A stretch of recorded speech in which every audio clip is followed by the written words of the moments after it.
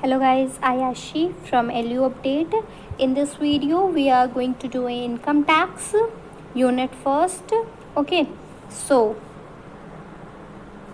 start the video. So before starting this video, we have to understand what is tax. Basically, tax are the compulsory payment for the individual that is paid to the government. मतलब tax जो होता है basically आपका क्या होता है कि एक परमानेंट एक कंपलसरी पेमेंट होता है जो हर एक इंडिविजुअल को, जो इस सिटीज़न ऑफ द इंडिया जो भी है, हर एक इंडिविजुअल को क्या करना पड़ता है, गवर्नमेंट को पे करना पड़ता है. ओके, बेसिकली जो आपके टैक्सेस होते हैं वो भी क्या होते हैं, टू टाइप्स के होते हैं. एक डायरेक्ट टैक्सेस आता है, एक इनडायरेक्ट टैक्सेस आता है. ओके, सो डायरेक्ट टैक्सेस क्या होते हैं. देखिए, डायरेक्ट टैक्सेस वो टैक्सेस होते हैं जो बेसिकली आपके इंडिविजुअल के ऊपर क्या होते हैं, डायरेक्टली ल्यू होते हैं और उसका पूरा का पूरा जो बर्डन होता है वो एक इंडिविजुअल पे ही होता है और लाइबल भी कौन होता है, वो इंडिविजुअल ही लाइबल होता है. बट इनडायरेक्ट टैक्सेस क्या होते हैं, इनडायरेक्ट टैक्सेस वो टैक्सेस होते हैं जो कि इंडिविजुअल पे ही ल्यू होता है, लेकिन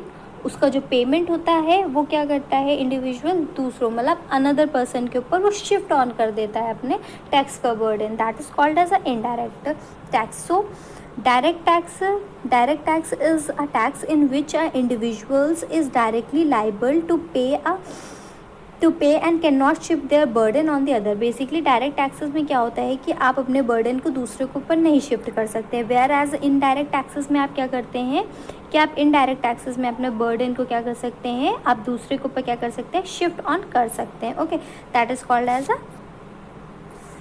indirect taxes. Okay, so there are the examples of the direct taxes and indirect. Basically direct taxes कौन कौन से होते हैं, जैसे आपका इनकम टैक्स हो गया, वेल्थ टैक्स हो गया, ये सारे क्या हैं, आपके एग्जाम्पल्स हैं डायरेक्ट टैक्सेस के. Whereas a indirect taxes के कौन से, जैसे जीएसटी. आपको पता है कि सारे इनडायरेक्ट टैक्सेस को हटा के सिर्फ एक इनडायरेक्ट टैक्स को गवर्नमेंट ने क्या किया है, लॉन्च कर दिया. That is called as a GST, good and services taxes. Okay, so in this chapter we have to study the income tax. Okay, so let's start the. So basically income tax act जो बना था आपका, वो basically बना था कब, 1961 में. Okay, सो आपको बेसिक कंसेप्ट पहले पता होना चाहिए कि इनकम टैक्स का जो कंसेप्ट है वो कहाँ से आया, किस ईयर में आया, किसने इसको इंट्रोड्यूस किया था. बेसिकली जो आपका इनकम टैक्स का जो कंसेप्ट है वो आपको इंट्रोड्यूस किया गया था by sir James Wilson. Basically आपके जो सर जेम्स विल्सन ने क्या किया था, आपके इनकम टैक्स के कंसेप्ट को क्या किया था, इंट्रोड्यूस किया था इन 1860 में. ओके, इन्होंने क्या किया था, जो सर जेम्स विल्सन है उन्होंने इनकम टैक्स का कंसेप्ट दिया था. फर्स्ट जो इम्पोज किया था उन्होंने ही इम्पोज किया था इन 1860 में. Okay, so income tax was introduced by sir James Wilson and in 1860. Okay, so and income tax का जो एक्ट बना था वो आपका बना था इन 1961 में. ओके, सो इनकम टैक्स में बेसिकली देखिए क्या है कि आपकी जो इनकम टैक्स है उसकी डेफिनेशन जो दी गई है आपके सेक्शन 2 सबसेक्शन 24 में क्या किया गया है, आपकी इनकम टैक्स की डेफिनेशन को डिफाइन किया गया. ओके, सो क्या होता है, income tax has a definite sources. It can be in a cash के फॉर्म में हो सकता है इनकम, या काइंड के फॉर्म में हो सकता है. लीगल भी हो सकती है इनकम और इलीगल भी हो सकती है. Income can be a regular और इरेगुलर नेचर की भी हो सकती है, और इंडियन आपकी इनकम हो सकती है और आउटसाइड इंडिया इनकम भी हो सकती है. Okay, so that is called. But आपके रिबर्समेंट और पिन मनी, जो पिन मनी होते हैं, जो सेविंग्स होती है, जो आपके घर में मम्मा लोग मतलब सेव करती हैं, वो बेसिकली जो मनी होता है वो बेसिकली इनकम में क्या होता है, इंक्लूड नहीं होता है. Okay, definition of the income में क्या होता है, ये चीज़ें नहीं इंक्लूड होती हैं. Okay, so it was defined in this section. आपको याद रखना है सेक्शन 2 सबसेक्शन 24 में आपको क्या डिफाइन किया गया है, इनकम टैक्स, इनकम की डेफिनेशन को डिफाइन किया गया है. ओके, देन टैक्स आपको पता चल गया है. टैक्स क्या है, एक सोर्स ऑफ इनकम है फॉर द गवर्नमेंट. एक सोर्स है गवर्नमेंट का जिसके थ्रू गवर्नमेंट कलेक्ट करती है फंड को. ओके, इनकम बनाती है. It is a compulsory financial charges imposed on the tax payer by the government. एक कंपलसरी पेमेंट है जो आपके टैक्स पेयर को क्या करना पड़ता है, पे ऑन करना पड़ता है टू द गवर्नमेंट को. Okay, and then there is a heads of income. Basically यहाँ पे आपके 5 हेड्स होते हैं इनकम के। पहला हेड होता है सैलरी हेड, दूसरा हेड होता है हाउस प्रॉपर्टी, तीसरा आपका होता है profit gain from business and property, आपका फोर्थ होता है CG is a capital gain, and last one is a other sources, जो अदर होते हैं। ये बेसिकली इनकम में बेसिकली इन्हीं 5 हेड्स का क्या है रोल है। पूरा आपका जो भी यूनिट है, सिलेबस है, वो इन्हीं हेड्स के बारे में आपको एक एक यूनिट में एक्सप्लेन किया गया है। ओके, कि सैलरी हेड क्या होता है, सैलरी हेड में क्या क्या सेक्शन है, क्या डिडक्शन मिलती है आपको, हाउस प्रॉपर्टी में कौन सा चार्जिंग सेक्शन है, क्या डिडक्शन मिलती है, एनुअल वैल्यू कैसे निकाली जाती है। पीजीपी में भी यही चीज़ें हैं कि कौन कौन सी ऐसी इनकम है जो पीजीपी के हेड के अंदर आती हैं। कैपिटल गेन क्या होता है और इसमें कौन सी इनकम, सोर्स ऑफ इनकम इसमें इंक्लूड होती है। और अदर में जो इन चारों हेड में नहीं आती हैं वो किस में जाती हैं, वो आपके अदर हेड्स में जाती हैं। Okay, so in this video, in the next video we will discuss each head in details. Okay,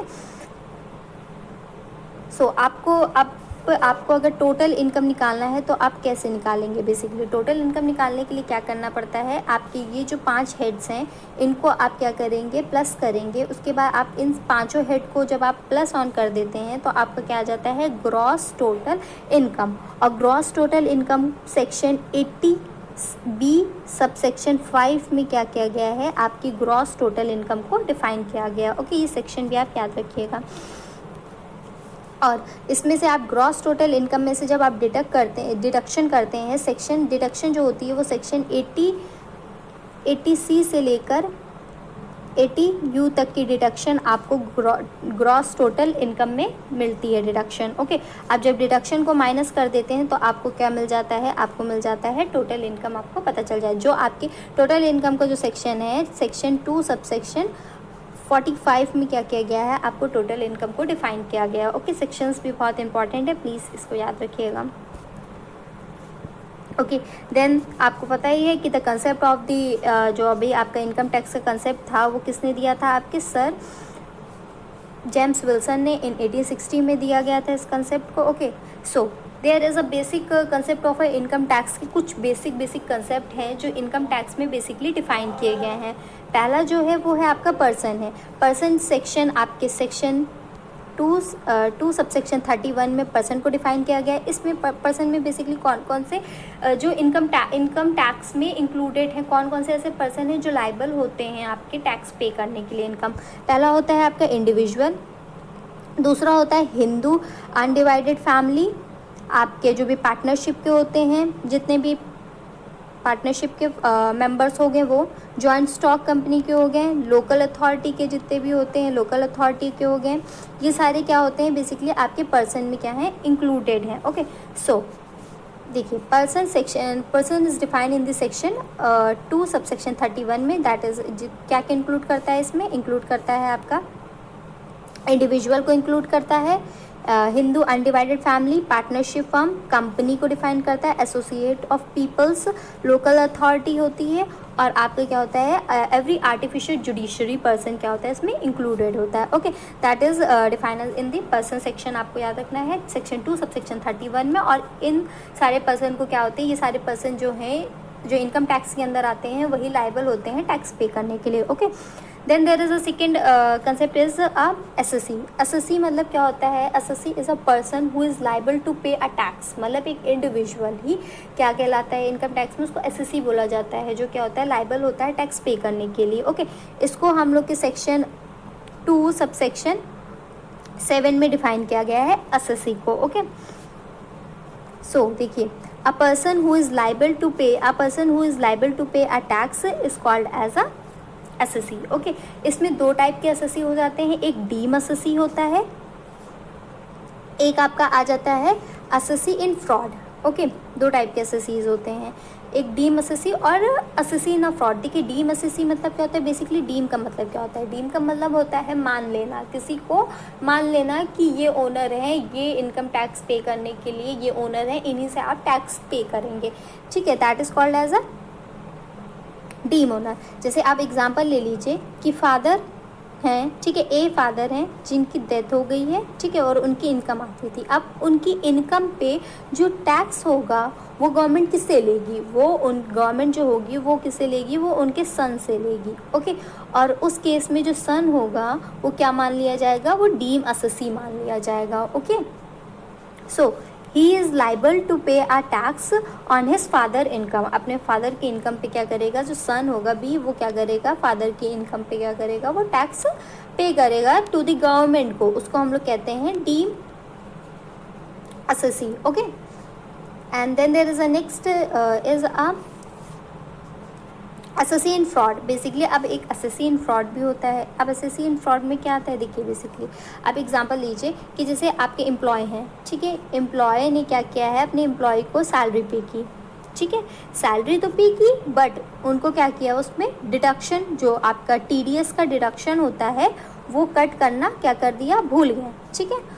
उस केस में क्या हो जाएगा? जो गवर्नमेंट होगी वो एम्प्लॉय को ही क्या मान लेगी? असेसी इन डिफ़ॉल्ट मान के क्या करेगी? एम्प्लॉय से ही क्या करेगी? पूरा का पूरा जो टैक्स होगा वो एम्प्लॉय से ही लेगी, जो TDS होगा वो एम्प्लॉय से ही लेगी, एम्प्लॉय को ही पे करना पड़ेगा, ठीक है। उस केस में क्या हो जाता है? असेसी इन डिफ़ॉल्ट हो जाता है। दूसरा केस क्या होता है कि असेसी इन डिफ़ॉल्ट माना जाता है जब क्या होता है कि जो एम्प्लॉयर है उसने एम्प्लॉय से TDS आपकी सैलरी देते वक्त TDS तो काट लिया, लेकिन क्या किया है? TDS काटने के बाद उसने गवर्नमेंट को क्या किया है? वो पे नहीं किया है। गवर्नमेंट को क्या किया है? TDS जो है उसको पे नहीं किया है timely, okay, on the due date पे गवर्नमेंट को पे नहीं किया है। तो उस केस में भी क्या हो जाएगा? जो असेसी माना जाएगा वो क्या हो जाएगा? वो एम्प्लॉयर को ही माना जाएगा। ओके, सो देखिए, if employer fail to cut a TDS from the salary, then he will be a deemed in assessee. If employer do not pay a TDS to the government, then also he is will be the liable as a assessee in default. Okay, उस दो cases होते हैं जिसमें क्या हो जाए? Employ को आपके असेसी को क्या माना? असेसी इन डिफॉल्ट हो जाता है। ओके, एम्प्लॉय को क्या माना जाता है? असेसी इन डिफॉल्ट, दो केसेस में। Okay, then there is a next definition in the income tax is a assessment year. Basically assessment year क्या होता है? आप पहले सेक्शन देखिए, असेसमेंट ईयर का सेक्शन जो है वो 2 सबसेक्शन 9 में क्या किया गया है? ऑफ द इनकम टैक्स 1961 में क्या किया गया है? सेक्शन 2 सबसेक्शन 9 में आपके असेसमेंट ईयर को डिफाइन किया गया है। बेसिकली असेसमेंट ईयर क्या होता है? असेसमेंट ईयर वो ईयर होता है जिस ईयर में क्या होता है? आपका जो एम्प्लॉय है, आपका असेसी है, वो लाइबल होता है टैक्स पे करने के लिए। ओके, ठीक है, जैसे आपका ये 2021 है। ओके, आपने यहाँ पे इनकम अर्न की होगी 2020 में, क्या की होगी? जो भी आपको इनकम अर्न की होगी उसका जो भी आपको टैक्स पे करना होगा वो कब पे करना होगा? 2021 में, ठीक है। तो ये जो आपका 2021 होता है उसको हम लोग बेसिकली क्या बोलते हैं? असेसमेंट ईयर बोलते हैं। और जब आप इनकम को अर्न करते हैं उस ईयर को हम लोग बेसिकली बोलते हैं प्रीवियस ईयर। ओके, ये भी आगे आपके डेफिनेशन में है, वो अभी मैं आपको बताऊंगी। ओके, उस ईयर को हम लोग क्या बोलते हैं? असेसमेंट ईयर बोलते हैं। और जिस ईयर में वो इनकम इंडिविजुअल जो होता है, असेसी जो होता है, वो लाइबल होता है टैक्स पे करने के लिए, उस ईयर को हम लोग क्या बोलते हैं? Assessment year. ओके, सो इसको हम लोग के सेक्शन 9 सबसेक्शन 2 सबसेक्शन 9 में डिफाइन किया गया है। अब देखिए क्या है? Assessment year is a period of 12 month. Assessment year क्या हो सकता है? 12 मंथ। असेसमेंट ईयर जो होता है वो 12 मंथ का होता है, क्योंकि क्या होता है? आप 12 मंथ तक इनकम अर्न करेंगे। जैसे 1 अप्रैल से आपका स्टार्ट हो रहा है जैसे बिजनेस, और आपका 31 मार्च तक आप इनकम अर्न करेंगे। उसके बाद 1 April next year of the 1 April of the next year में आप क्या करेंगे? टैक्स को आप जो जितनी इनकम आपने पे की उसके क्या करेंगे? टैक्स पे करेंगे। उसको क्या बोलेंगे हम लोग? इस 1 अप्रैल नेक्स्ट ईयर को हम लोग क्या बोलेंगे? असेसमेंट ईयर बोलेंगे। Okay, so assessment year is a period of 12 month का होता है। ओके, और commencement of 1 April and ending on 31 मार्च, ये बता दिए, of the next year. And assessee liable to pay a taxes on a income of a previous year during the following year। मतलब जो previous year में जितनी income उसने earn की होगी उस पर जो आपको टैक्स पे करना होगा वो फॉलोइंग ईयर में क्या करना होगा? असेसी को पे ऑन करना होगा। Okay, that is called as assessment year. अब आपका आता है previous year. Basically previous year जो है वो सेक्शन 3 में क्या किया गया, आपके प्रीवियस ईयर को डिफाइन किया गया है। ओके, प्रीवियस ईयर क्या होता है बेसिकली, ये 12 बेसिकली आपका जो प्रीवियस ईयर होता है वो 12 मंथ का भी हो सकता है और 12 मंथ से क्या हो सकता है, कम का भी हो सकता है। ओके, मतलब प्रीवियस ईयर जिस ईयर में आप अपना बिजनेस स्टार्टअप करेंगे और उसके एंड होने पर जब आपका 1 ईयर कंप्लीट हो जाएगा, उसके बाद आप जो पे करने होंगे, जब इनकम आप टैक्स पे करेंगे, उसको हम लोग असेसमेंट ईयर बोलते हैं। Okay, so previous year, this year in which an income is earned and the next year in which the tax is payable is known as assessment year। मतलब वो year जिस पे आप क्या करते हैं, इनकम को अर्न करते हैं और जिस ईयर में आप अपने टैक्स को पे करते हैं उसको असेसमेंट ईयर बोलते हैं। ओके, उसके बाद क्या है, income tax is chargeable on a previous year. जो आपका इनकम टैक्स होता है वो किस पे चार्जेबल होता है, जो आपने प्रीवियस ईयर में जितना इनकम अर्न किया होगा उसी के ऊपर क्या होगा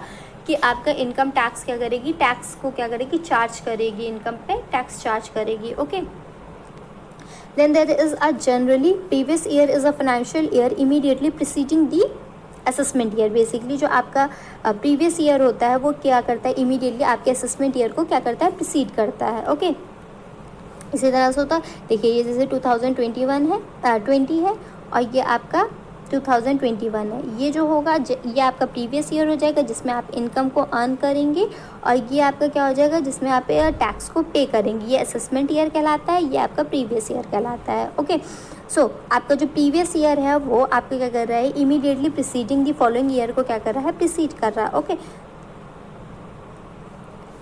then there is a in case of a newly setup, जैसे आपने न्यूली सेटअप ऑफ बिजनेस आपने किया है or any other new source of the income during the financial year, previous year will be the date of the setup of the new business or date in which the business came into the existence। basically आपका previous year वही year होगा जब आपका क्या होगा, जिस दिन से आपका जो business है वो क्या होगा, स्टार्टअप होगा, मतलब स्टार्ट होगा, जिस भी डेट से आपका बिज़नेस जो होगा वो स्टार्ट होगा उसी डेट से क्या हो जाएगा, वो प्रीवियस ईयर उसी डेट से माना जाएगा जिस दिन आपका बिज़नेस क्या होगा, सेटअप होगा, स्टार्टअप होगा। Okay, previous year is a period of a 12 month और लेस देन। मैंने बताया ना कि जो प्रीवियस ईयर होता है वो आपका 12 मंथ का भी हो सकता है और कम का भी हो सकता है, क्योंकि आपने अगर बिज़नेस जो है ना वो 1 अप्रैल को नहीं स्टार्ट किया है, ठीक है, आपने जैसे 1 जुलाई को अपने बिज़नेस को स्टार्ट किया है, तो ये जो 1 जुलाई होगा वो आपका प्रीवियस ईयर बन जाएगा। ओके, उसी दिन से क्या होगा, काउंट होगी आपकी इनकम, जितनी भी आपने 1 जुलाई से लेकर 31 मार्च तक जो भी अपनी इनकम अर्न की होगी उसी को क्या किया जाएगा, प्रीवियस ईयर काउंट किया जाएगा। ओके, सो जो प्रीवियस ईयर होता है वो 12 मंथ का भी हो सकता है और उससे कम का भी हो सकता है। ओके, ये मैंने आपको एक ग्राफ के थ्रू भी देखिए समझाना है, मैंने आपको पहले समझा चुके हैं, लेकिन आप देख लीजिए। जैसे आपका ये 1 अप्रैल है, ये 31 मार्च है। ओके, आपने इस ईयर में क्या किया है, आपने इनकम को अर्न किया है। ओके, 1 अप्रैल से लेकर 31 मार्च तक आपने 2020 में क्या किया है, इनकम को अर्न किया है। उस ईयर को हम लोग प्रीवियस ईयर बोलते हैं। ओके, अब आप क्या करेंगे, जो 31 मार्च के बाद जो 1 अप्रैल है, 1 April of the next year जैसे 2021, आप इसमें आप क्या करेंगे, आप इनकम टैक्स को क्या करेंगे, पे करेंगे। इसको हम लोग क्या बोलते हैं, असेसमेंट ईयर, जिस ईयर में आप टैक्स पे करेंगे। ओके,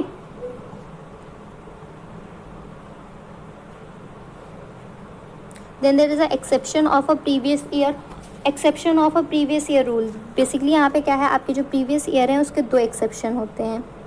पहला क्या है आपका, income of a non residual from the shipping business. जो आपका बेसिकली शिपिंग बिजनेस से जो भी नॉन रेसिडुअल होते हैं, जो आपके इंडिया के मेंबर नहीं हैं, उनकी जो भी इनकम होती है वो जो इनकम आपकी शिपिंग से मिलती है वो क्या होती है, बेसिकली आपके प्रीवियस ईयर में काउंट नहीं होती है। ओके, दूसरा एक्सेप्शन क्या होता है, income of the person living India. जो भी पर्सन है वो अगर इंडिया को छोड़ के जा रहे हैं, मतलब डोमेस्टिक कंट्री को छोड़ के अपने फॉरेन कंट्री में सेटल होने के लिए जा रहे हैं, तो उनकी इनकम को क्या, जो वो प्रीवियस ईयर में नहीं, उनको ईयर में मानी जाएगी। दूसरा थर्ड एक्सेप्शन ये होता है कि इनकम ऑफ दी AOP और BOI, मतलब आर्टिफिशियल पर्सन और जो artificial judiciary person formed from a specific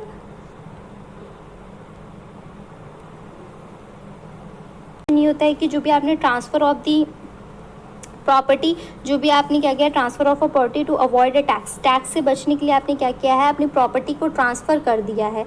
तो उस केस में भी जो आपका प्रीवियस ईयर क्या हो जाएगा, ये आपका एक्सेप्शन माना जाएगा। उस ईयर में भी आपको क्या करेगा, प्रीवियस ईयर नहीं देखा जाएगा। ओके, ये क्या होते हैं, ये बेसिकली कुछ एक्सेप्शन होते हैं जो प्रीवियस ईयर रूल के। ओके, अब आपका आता है रेसिडुअल स्टेटस। अब क्या होता है कि आपके रेसिडुअल स्टेटस, पहले बेसिकली आपके इनकम टैक्स जो होती है, आपके इनकम पे टैक्स चार्ज करेगी, उससे मतलब पहले क्या करती है, वो आपका रेसिडुअल स्टेटस देखती है, मतलब आपका डोमिसाइल देखती है कि आप किस कहाँ पे कौन से मतलब किस कंट्री में आप रहते हैं। बेसिकली आप जब इंडियन के आप सिटीज़न होंगे, आप इंडिया के सिटीज़न होंगे, तभी क्या होगा, आपके इनकम पे क्या होगा, टैक्स लगेगा। ओके, बाय बर्थ और गवर्नमेंट ऑफ़र के थ्रू भी, अगर आप बर्थ से ही आप हैं तो आप इंडियन सिटीज़न कहलाएंगे, और अगर गवर्नमेंट कुछ ऑफ़र करती है तो उस केस में भी क्या होता है, वो इंडिया का सिटीज़न ही कहलाता है। ओके, इंडियन ओरिजिन होना चाहिए, basically he himself, his family और हिज ग्रैंड पेरेंट्स जो होने चाहिए वो इंडिया के होने चाहिए। ओके, उनका इंडिया ही ओरिजिन होना चाहिए। अब क्या होता है कि देखिए, आपको मैंने पूरा स्ट्रक्चर बता दिया था। प्रीवियस ईयर क्या होता है, असेसमेंट ईयर क्या होता है, अब आपका क्या होता है, रेलेवेंट प्रीवियस ईयर और preceding previous year. Basically preceding previous year क्या होते हैं कि देखिए, ये आपके चार्ट है, ये आपका 2020 है और ये आपका 2021 है। ओके, अब ये जो आपका 2019 जो होगा, ये आपका, ये देखिए बेसिकली ये आपका क्या है, असेसमेंट ईयर है। ये आपका क्या है, ये आपका प्रीवियस ईयर है, जिस ईयर में आप इनकम अर्न करेंगे। अब इसके बाद का जो ईयर 2020 से पहले का जो ईयर है, ये 2019, ये बेसिकली आपका क्या हो जाएगा, रिलेवेंट प्रीवियस ईयर। इसको हम लोग क्या बोलते हैं, रिलेवेंट प्रीवियस ईयर, मतलब immediately preceding the previous year को क्या कर रहा है, प्रीसीड कर रहा है। ओके, और इससे पहले जितने भी ईयर हो गए हैं, जैसे 2019 से पहले 2018, 2017, 2016, 2015, ये सारे क्या हो जाएंगे, आपके प्रीसीडिंग प्रीवियस ईयर कहलाते हैं। ओके, सो ये आपको इसमें बताया गया है कि असेसमेंट ईयर क्या है, रिलेवेंट असेसमेंट ईयर क्या है और प्रीसीडिंग ईयर क्या है। ओके, अब आपकी basically types of resident, type of resident मतलब दो टाइप के होते हैं, एक रेसिडेंट होता है, एक नॉन रेसिडेंट होता है। रेसिडेंट मतलब कि जो इंडिया का ही मेंबर है, और नॉन रेसिडेंस मतलब जो इंडिया का मेंबर क्या है, नहीं है, मतलब फॉरेन का मेंबर है। ओके, उसको हम लोग नॉन रेसिडेंट कहते हैं। अब जो आपके रेसिडेंट होते हैं वो भी दो टाइप के होते हैं, एक ऑर्डिनल होता है, एक नॉन ऑर्डिनल होता है। ओके, उसके बाद आपको देखा जाएगा कि आप ऑर्डिनल हैं, रेसिडेंट हैं या फिर नॉन ऑर्डिनल हैं। तो उसके लिए आपको क्या करना पड़ेगा, एडिशनल बेसिक कंडीशन को क्या करना पड़ेगा, फुलफ़िल करना पड़ेगा। आपकी दो एडिशनल बेसिक कंडीशंस होती है, आप अगर दोनों एडिशनल बेसिक कंडीशंस को क्या करते हैं, फुलफ़िल करते हैं, तभी आप क्या कहलाएंगे, ऑर्डिनल कहलाएंगे। अगर आप नहीं करते हैं दोनों फुलफिल तो आप नॉट ऑर्डिनल कहलाएंगे। ओके, सो आपकी क्या बेसिक कंडीशंस होती हैं, देखिए पहला बेसिक कंडीशंस जो होती हैं वो एक इंडिविजुअल को 182 डेज़ क्या होना होगा, इंडिया में ही रहना होगा, या फिर वो ये कंडीशन को फुलफ़िल करें, या फिर क्या करें, जो आपका रिलेवेंट ईयर होता है, जो आप प्रीवियस ईयर से जो एक साल पहले, जैसे प्रीवियस आपका ईयर हो गया 2020, सो 2019 जो होगा रिलेवेंट प्रीवियस ईयर में क्या होना चाहिए, आपका रिलेवेंट प्रीवियस ईयर में क्या होना चाहिए, उसको 60 डेज़ क्या होना होगा, रहना होगा इंडिया में ही। ओके, या फिर वो क्या करे, या फिर जो आपके फोर प्रीवियस प्रीसीडिंग ईयर्स जो होते हैं उसमें क्या हो, वो 365 डेज़ क्या हो, वो इंडिया में ही क्या हो, रहा हो। ओके, सो इन दोनों बेसिक कंडीशन में से वो अगर एक बेसिक कंडीशन फुलफ़िल करता है, मतलब आपकी पहली बेसिक कंडीशन क्या होगी, वो 182 डेज़ रहा हो इंडिया में, या फिर वो 60 डेज़ रहा हो किस में, आपके रिलेवेंट प्रीवियस ईयर में, और एंड या फिर ये भी कर सकता है, या फिर आपके जो प्रीवियस प्रीसीडिंग ईयर है उसमें क्या हो, वो 365 डेज़ क्या हो, इंडिया में रहा हो। तब जब ये आपकी दोनों में से एक भी कंडीशन फुलफ़िल होती है, उस केस में क्या होता है, उस पर्सन को हम लोग ऑर्डिनल रेसिडेंट बोलते हैं। ओके,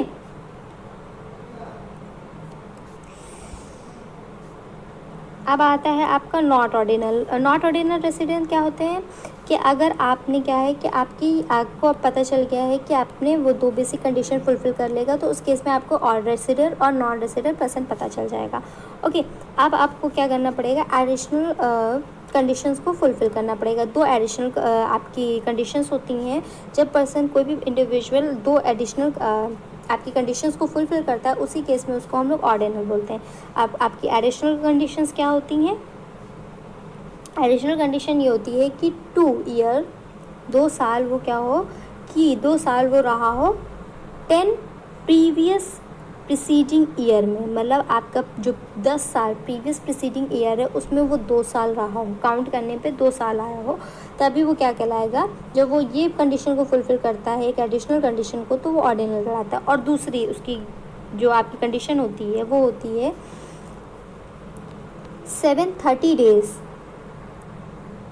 क्या हो, वो 7 प्रीवियस प्रीसीडिंग ईयर में क्या हो कि वो 730 डेज़ क्या हो इंडिया में रहा हो। जब ये 2 एडिशनल जो आपकी कंडीशंस हैं, मतलब आपकी पहले ही हो गई कि 10 प्रीवियस प्रीसीडिंग ईयर है, उसमें उसको कितने दिन रहना होगा, 2 साल रहा हो, ठीक है। और जो आपकी 7 प्रीवियस प्रीसीडिंग ईयर है उसमें कितने दिन रहा होगा, 730 डेज़ रहा हो इंडिया में। जब ये दोनों एडिशनल कंडीशन फुलफ़िल करता है, उसी केस में उसको क्या बोला, उसी केस में वो क्या कहलाता है, ऑर्डिनल रेसिडेंट बुलाया जाता है उसको। ओके, सो आपको आज पता चल गया है कि जब आपको ROC मतलब रेसिडेंट ऑफ इंडिया कहलाना होगा, तो आपको एक बेसिक कंडीशन फुलफिल करनी होगी। बेसिक कंडीशन मतलब 182 डेज़ रहा हो, या फिर 60 डेज़ प्रीवियस आपके रिलेवेंट प्रीवियस ईयर में क्या हो कि वो 60 डेज़ रहा हो, और या फिर क्या है कि इन दोनों में से जब एक कंडीशन को फुलफिल करेगा तो वो क्या कहलाएगा, रेसिडेंट ऑफ इंडिया कहलाएगा। ओके, अब उसको ऑर्डिनल रेसिडेंट बोला जाएगा कि नॉन ऑर्डिनल बोला जाएगा, तो उसके लिए क्या करना पड़ेगा, एक बेसिक कंडीशन तो रेसिडेंट पर्सन को करनी ही करनी है आपको। ओके, बट अगर वो ऑर्डिनल रेसिडेंट कहलाएगा तो तब कहलाएगा जब उसने एडिशनल कंडीशन क्या थी आपकी कि जो आपका 10 प्रीवियस प्रीसीडिंग ईयर है उसमें वो क्या होना चाहिए, 2 साल क्या होना चाहिए, वो रहा होना चाहिए इंडिया में। या फिर जो आप 7 प्रीवियस प्रीसीडिंग ईयर हो उसमें कितने 730 डेज़ क्या हो इंडिया में रहा हो। जब ये दोनों एडिशनल कंडीशन को फुलफ़िल करता है, दोनों एडिशनल कंडीशन को फुलफ़िल करता है, तभी वो क्या कहलाता है, आपका ऑर्डिनल रेसिडेंट बोला जाता है। और अगर वो एक बेसिक कंडीशन को फुलफ़िल करता है, या फिर एक आपके एडिशनल कंडीशन को फुलफ़िल करता है, या फिर एक भी नहीं करता है, तो उस केस में उसको नॉट ऑर्डिनल बोला जाएगा। ओके, और नॉन रेसिडुअल कौन होगा, नॉन रेसिडुअल वही होगा जो नो बेसिक कंडीशन को फुलफ़िल ही नहीं करेगा, जो बेसिक कंडीशन को, उसको हम लोग क्या बोलते हैं, नॉन रेसिडुअल बोलते हैं। Okay, thank you guys, I hope you like the video and all the concepts are clear. If you are new to our channel, please subscribe our channel for all the latest new video notification, and for ebooks and all the study material, please go and visit our website. Links are given in the description, www.lu.com. okay, thank you guys.